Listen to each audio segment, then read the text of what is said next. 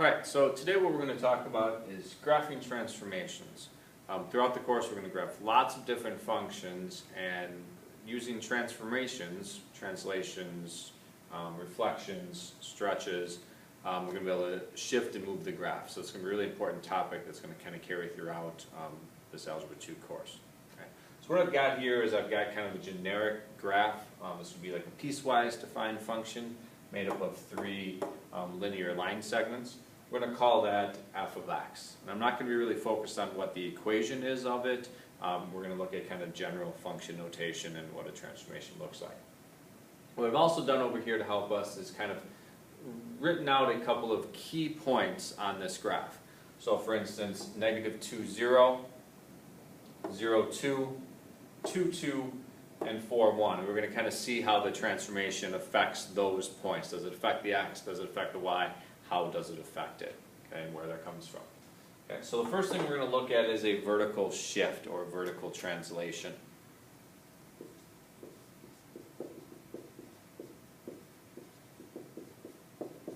When we do a vertical shift, what we're doing obviously is moving the graph up or down, which means that affects the y's, not the x's. Okay? So we're going to look at what that function might look like. It would be something like f of x plus 2. Okay? What that's going to do is it's going to take all the old y values, which we defined as f of x, and add 2 to them. So it's going to take this point and move it up 1, 2 to a new spot. It's going to move this point up 1, 2, this one up 2, and this one up 1, 2. And then I can just connect those points. And notice how the graph is the exact same shape. All that's happened to it is been shifted up 2 units. So the graph looks identical to my original parent function, general graph f of x. So let's see how that applies to the points over here. We just look at a couple of them. 0. Okay? If I put 0 in to my original function, it spit out the value 2. So that means f of 0 must equal 2. That's what this says, according to the function notation that we should be working on and learning. Well, if I put that in here, if I put 0 in for x, f of 0 has the same value as 2. So this becomes 2 plus 2, or a value of 4. So what do I get? Well, I get 0, 4. So what's happened basically, when I look at f of x plus 2, what it does, keeps the x values don't change. It's going to change all these y values over here and add 2 to them. So 0 becomes 2, 2 to 4, 2 to 4, and 1 to 3. And my new points are negative 2, 2, 0, 4, 2, 4, and 4, 3. And those points are all here on this graph. Okay, so if I want to shift the graph up or down, what I do is I simply add or subtract a number on the end. If I wanted to move it down, I would have a minus a number here. So I'd be subtracting a value. Okay, so that's the vertical shift.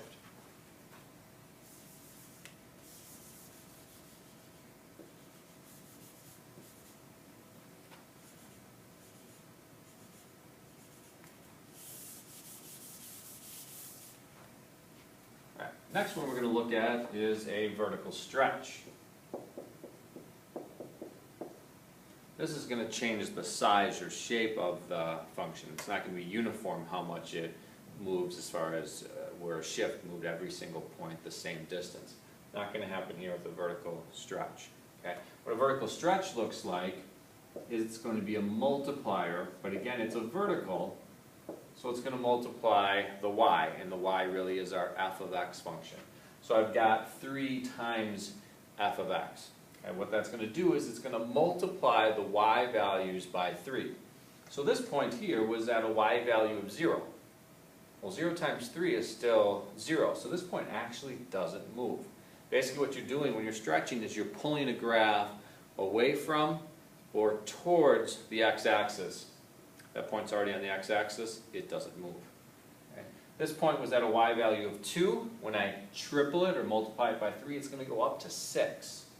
So I'm going to add the height of 2, 3, 4, 5, 6. So my bad, I forgot that first point did move. This one's up at a height of 6. This one also was 2. Triple that is going to get up to 6. And this one was at a height of 1. It's going to triple 1, which is 3. So notice, here's a key thing. I'm not moving the point 3 units up. I'm multiplying the value. It becomes a height of 3. So from the x-axis, I'm going up to a height of 3. And I can draw on my new graph. And there it is. It's got a similar shape to it, whereas it goes up, flattens out, and comes down. But it's going to be much steeper in the way it goes up, stays horizontal, and steeper on the way down. Basically, I've changed the slope of these lines, only because these are linear segments. Okay? How does that affect over here? Same idea if we use that point 0, 2 again. Remember, f of 0 equaled 2. So if I look at this function, I get 3 times f of 0. Well, f of 0 was 2, so I get 3 times 2, or 6. So this y value becomes 6. So when I look at 3 times f of x, again, the x's are not changing. It's just the y's get multiplied by 3. So 0 times 3 is still 0. 2 times 3 is 6. 2 times 3 is 6. And 1 times 3 is 3. And so I get new points, negative 2, 0, 0, 6, 2, 6, and 4, 3. So that's my vertical stretch. Again, it's going to pull the graph away from the x-axis. If that value is like a half, something smaller than 1, it actually kind of compresses the graph, and you pull the points to the x-axis because your points are only going up half as much as they were if I used half as an example. All right.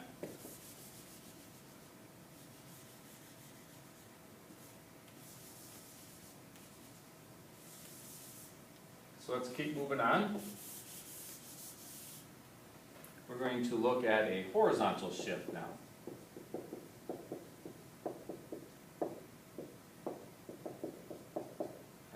Horizontal shift obviously moves the graph left and right. This will be a little bit confusing as we go through of how and which direction we shift, and I'll try to help you understand that with the graph and the points here. Okay? Now, since this is being done to the x, it's actually going to happen inside the function. So for instance, we're going to look at f of x minus 2. Okay? So we're going to see what happens. Notice it's not f of x and then minus 2. What this means is I'm actually going to move the x value first before I find my y. Okay? So let's see how that works for a minute. Let's come back for a second over here at this point, 0, 2. And then I'll make sense hopefully with the graph in a minute. Remember, f of 0 equals 2. Okay? Well, if I put 0 in for x, I get f of 0 minus 2. Before I can evaluate f, I actually have to do inside the parentheses. I have to do 0 minus 2. Well, 0 minus 2 is negative 2. So I get f of negative 2. Remember, what did I do? I put 0 in for x. So I'm talking about sort of this point here, right? But really what that becomes is f of negative 2. So the y value it's spitting out isn't the y value for 0. It's actually the y value for negative 2. Okay? So what's f of negative 2 equal to? Well, f of negative 2 is equal to 0. So what point did I just find? Well, I put in a y value or an x value of 0, and I got out a value of 0. So I have the point 0, 0. And that's a point I'm going to plot. And 0, 0. Where'd that point come from? Well, where it really came from was this point right here at negative 2. This point got shifted to the right 2 units. Okay?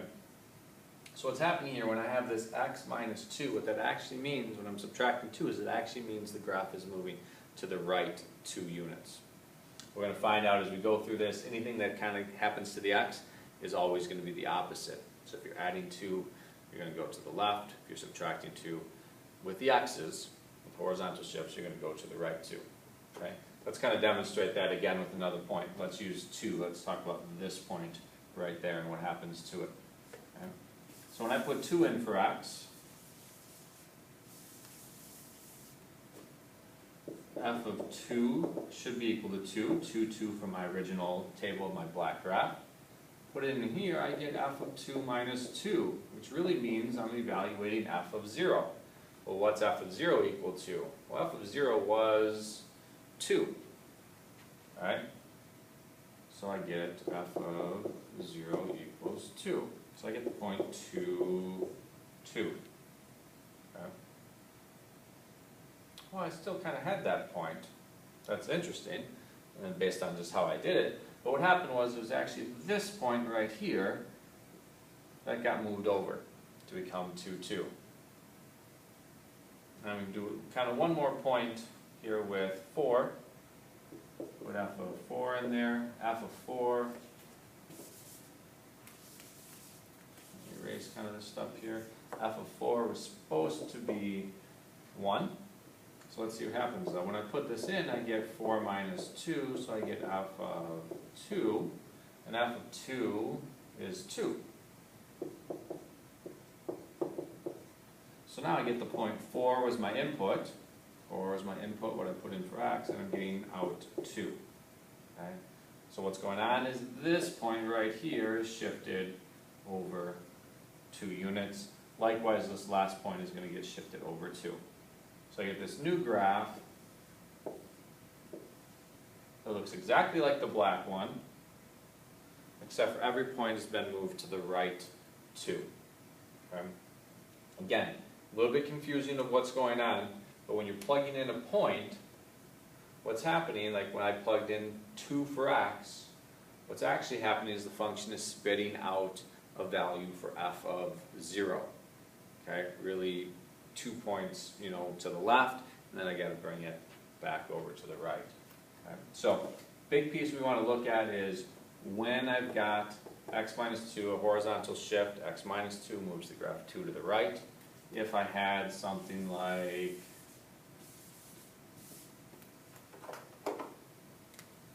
f of x plus 3, what that would actually do is take all of these points in black, my original ones, and move them to the left 3. So this point would go over 1, 2, 3. This point would go over 1, 2, 3.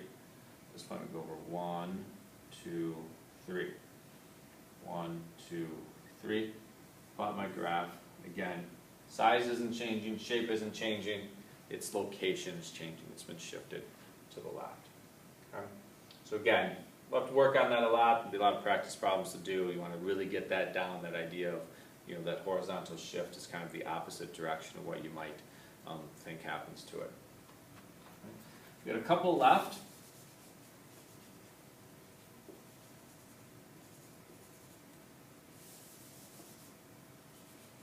Well, let's finish up over here. Let's go back to this table here.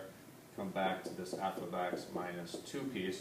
So what's happening really here is I'm moving right 2. So this negative 2 becomes positive 2.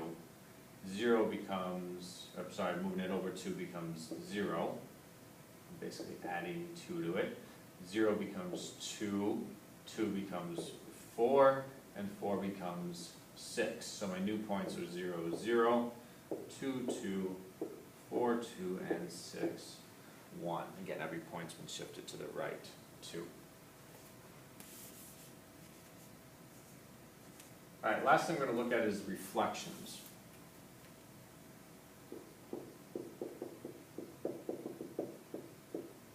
Okay? So reflections, you want to think about 2 types. One, if I put a negative out in front, it's really sort of like that vertical stretch. I'm multiplying the y's by negative. What does that mean? It really means I'm taking the opposite of the y values. So if the y value is positive, it now becomes negative. If the y value is negative, it now becomes positive. So the y value is basically just changing signs. Okay? Well, 0 doesn't have a sign. So that point's going to stay exactly where it is. Positive 2 becomes negative 2. Positive 2 becomes negative 2. Positive 1 becomes negative 1. So what do you get? You get a reflection over the x-axis. So if I've got a negative out in front of the function, it means it's going to affect the y. What that does is basically reflects it over the x-axis. What does it do to my table? Simply changes the signs of the y values.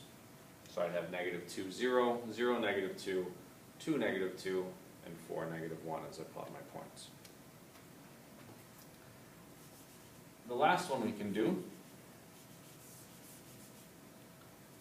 is what if I make the x negative? Take the opposite of the x value. Okay. Well, again, think about what happens there. If I plug in negative 2 for x, I'd get f of the opposite of negative 2, which would be f of 2. So really what it's doing, it's plotting the y value at whatever height 2 was, not negative 2. Okay? So what does that look like? Well, it looks like the opposite of, put in negative 2, I get f of 2, and f of 2 is equal to 2. Okay, so let's think, what was my input? My input was negative 2. My output is now 2. So I get the point negative 2, 2. Now this point just moved over here. It got reflected. Not over the x-axis this time, but over the y-axis. So I get negative 2, 2. This point, which had a x value of negative 2, put negative 2 in there. That's going to flip, go over the x-axis. And this point's going to be plotted right there at positive 2. This point here, we moved over there already. This point is on the y-axis. Its x value is 0. Well, the opposite of 0 is still 0. So this point actually doesn't move. Okay? So points on the y-axis won't move if you're flipping them over that axis. The last point is going to be at 4, 1. It's going to come all the way over and become negative 4, 1. 1, 2, 3, 4, and up at 1. Okay, so if I connect those points, again, I get the same looking graph, but it's sort of a mirror image, a reflected image over the x or the y-axis. Okay? So again, we want to talk about the different transformations we looked at. I'll have a second video for you to see some multiple transformations together. Okay? We've got the vertical shift, f of x plus k. So this is my vertical shift. If I want to do a stretch, vertical stretch on it, you'll see these letters kind of pop up, a times f of x, so vertical stretch.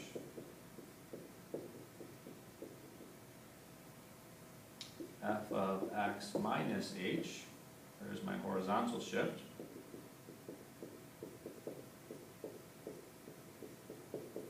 And then my reflection